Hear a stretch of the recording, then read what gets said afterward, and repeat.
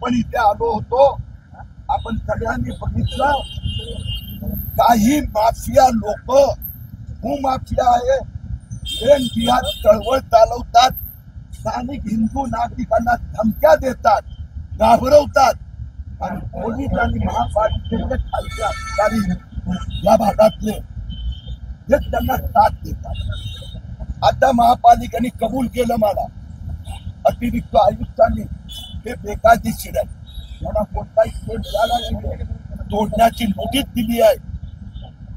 आता काल मला सोसायटीच्या लोकांनी परवा हे दाखल केलं, यात हे कोण रहस्य आहे आणि तरी धमकी दिली आहे नागरिकांना, या धमकी दिला है पुलिस में महापालिका में जाने की जरूरत, धमकी दी है इसके पीछे की जगह हम उपयोग करेंगे और पत्र लगाएंगे।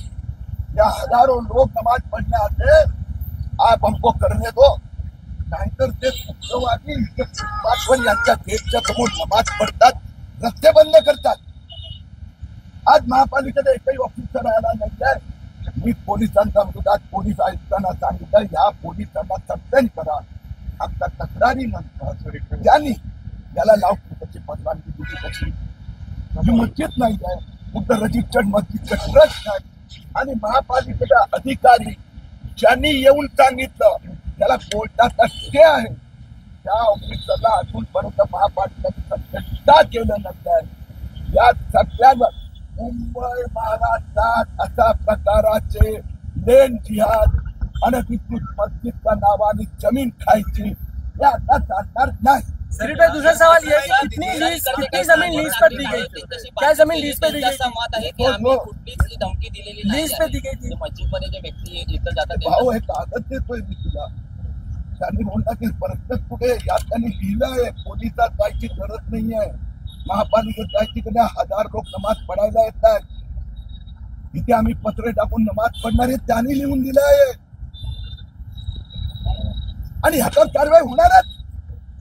ये जमीन का जो एग्रीमेंट हुआ है, जो कोर्ट कंटेंट 1698 स्क्वायर फीट जगह 4 दरगाह, ओके, इसमें कोई मस्जिद नहीं, कोई दुकान नहीं, कुछ भी नहीं। ओके, कारवाई कधीपासून होणार? लेकिन लैंड क्लियर कर होणार म्हणजे कारवाई तर या पोलिसांनी करायची आहे, त्यांनी इलिगल परमिशन दिली कशी? कारवाई पोलिसांवर होणार पुढच्या क्या इस संदर्भ कारवाई में महापालिका कमिश्नर या मुख्यमंत्री से भी मुलाकात करेंगे? करने की कोई जरूरत नहीं, क्योंकि अब हमारे पास सब डॉक्यूमेंट है, हम तो कानून से जाते हैं। ये पुलिस नहीं, कोई नोटिस देनी ही पड़ेगी। धमकी कैसे देता है?